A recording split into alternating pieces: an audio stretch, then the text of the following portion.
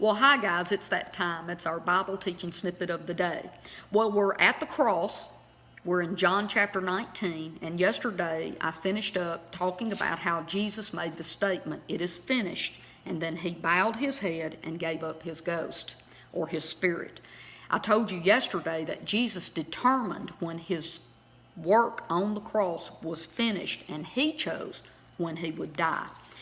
So I want to pick up in verse 31, where we were yesterday, John 19, verse 31, and I just want to read from 31 to 37, and then I'm going to backtrack and explain a few things to you that you may not know. So here we go. So the Jews, therefore, because it was the preparation day, asked that the body should not remain upon the cross on the Sabbath day. For that Sabbath day was a high day. They besought Pilate that the legs might be broken, so that they may take away the bodies. Then came the soldiers and broke the legs of the first and the other, which was crucified with Jesus. But when they came to Jesus, they saw that he was already dead, and they did not break his legs. But one of the soldiers with a spear pierced his side, and forthwith came out blood and water. Now watch, this is what John is writing about himself. John says, "And he," being John, "saw it and bears record, and his record is true, and he knows that he has said the truth, that you might believe." So John records this so that we would have faith enough to believe that Jesus died on the cross. Let me keep going, verse 36. "For these things were done that the scripture should be fulfilled. Not a bone of him shall be broken. And another scripture that said, they shall look upon him whom they have pierced." So let's go back to verse 31 real quick, because I'm going to give you some information. The Jews had the tradition that a man or a person could not remain upon the cross after sundown of a holy day. And the Sabbath day was fixing to roll over at dark at 6 p.m. And they needed to get Jesus and the other two down off of those crosses so that they wouldn't break any of their religious traditions.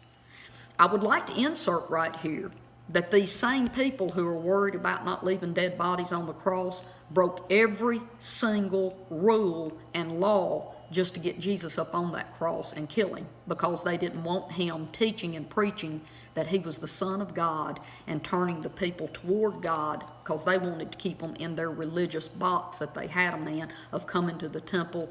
And you know, they were jealous. The scripture says that these men were jealous of Jesus because the people were following Jesus and believed him. Let me keep going though, okay? I just had to say that.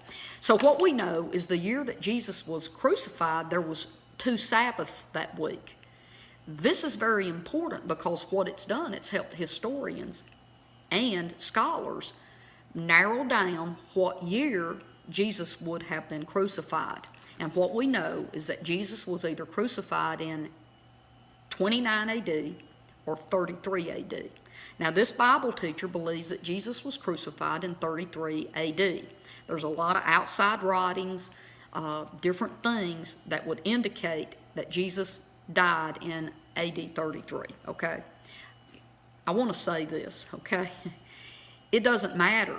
It's not a salvation issue whether he died in 29 or 33, okay? I'm just telling you from my research over 10 years, that's what I believe. It's really cool though, because now watch this. I want to say this because this will mess you up, and so here we go. Jesus was not born at 0 AD, okay? Jesus was born at 6 or 7 BC, okay? And then in Rome, they go back and try to start 0 as being our calendar is set on Jesus' birth, but it's off a little bit. In Rome, and they know that it's off, that it's not accurate. So what am I saying? Let me just say it like this. Did you know that our calendar, okay, that was set up in place in Rome could be the year 2019 and not year 2017, okay? But what I do want to say is that Jesus was born either at 6 or 7 BC, and he was crucified at 33 AD. Let me keep rolling. So here we have where the soldiers came and they broke the legs of the 2 men beside Jesus on both sides of Christ. So the reason they did that, watch, when they would break the legs of someone on a cross, the person couldn't push up to give their lungs room to take in air. So either they had to sit there and not breathe and not be in pain, or push up with their legs so they could get air into their lungs. So once they broke the legs of the people, they couldn't push up anymore to get air into their lungs. So a person would be dead within 2 or 3 minutes because they couldn't get any more air in their lungs. So what they find is that Jesus is already dead. But to just make sure that he's completely dead, the soldier pierces Jesus' heart. And what you see is where the water, the fluid, had settled in the lower part of Jesus' heart. And so they pierced him, and so the water came pushing out from the fluid that was settled in the bottom of his heart, and then blood came out. So blood and water both came out. The next thing I want to talk about is the prophecies that were fulfilled. None of Jesus' bones were broken. He did have bones out of joint.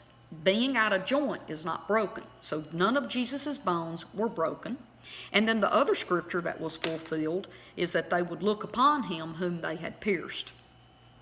You know, there's close to maybe 100 scriptures in Old Testament that was fulfilled through Jesus from the time that he was arrested, beaten, hung on the cross, and his resurrection, and him ascending into heaven. So guys, I'm going to stop here today. I think I've said about everything that I wanted to say. I think I've covered it for you. Tomorrow I'll pick up where Joseph, Arimathea, and Nicodemus get Jesus' body. I've got some really interesting things to tell you about that as well.